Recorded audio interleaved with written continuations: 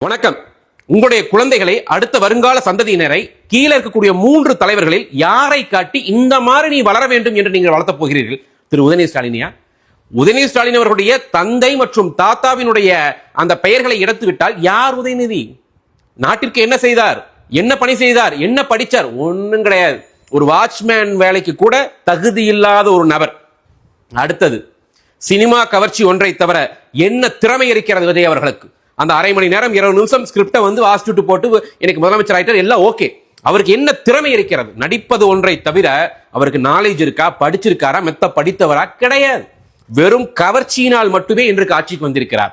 ஆனால் மறுபுறம் இதோ நமது வீத லீடனுடைய தலைவர் திரு அண்ணாமலை, நாளை தமிழகத்தை ஆளப்போகின்ற தலைவர், வீரியமிக தலைவர், மெத்த படித்தவர். நம்முடைய குழந்தைகள் IAS ஆக வேண்டும், IPS ஆக வேண்டும், UPSC எழுத வேண்டும், பல பல போட்டி தேர்வுகள் எழுத வேண்டும் என்று எதை சொன்னீங்கனாலும், ஒரு வீரியமிக்க காவல்துறையாகணும் சொன்னீங்கனாலும், ஒரு நல்ல தலைவனாகணும் சொன்னீங்கனாலும், பிரஸ் மீட்டை அழகா ஹேண்டில் பண்ணணும் சொன்னீங்கனாலும், எதை சொன்னாலும் நீங்கள் சுட்டிக்காட்டி என் குழந்தை, என் மகன், என் பேரன், என் பேத்தி இவரை போல ஆக வேண்டும் என்று சொல்வது மட்டுமே சாலச் சிறந்ததாக இருக்கும்.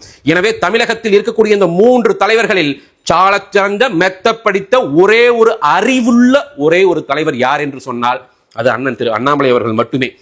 எனவே அவர் இன்று உருவாக்கியுள்ள வீத லீடர் ஃபவுண்டேஷனில் அனைவரும் veetheleader.org என்ற இணையதளத்தில் இணையவும், அது மட்டுமில்லாமல் அவர் ஆரம்பிக்க இருக்கின்ற இந்த அரசியல் கட்சிக்கு மிக மிக பெரிய மாண்போடும் ஒரு பெரிய போராட்டத்தோடும் நாம் அனைவரும் பணி செய்து அவரை முதல்வர் நாற்காலியில் அமர வைத்தால் மட்டுமே இந்த தமிழகம் தலை நிமிரும். இல்லை என்றால் கவர்ச்சிக்கும் குடும்பத்தினுடைய அந்த தலைமுறை ஆட்சிக்கும் வீணடித்து விடுவோம் என்பதை தெரிவித்துக் கொள்கிறேன். நன்றி, வணக்கம்.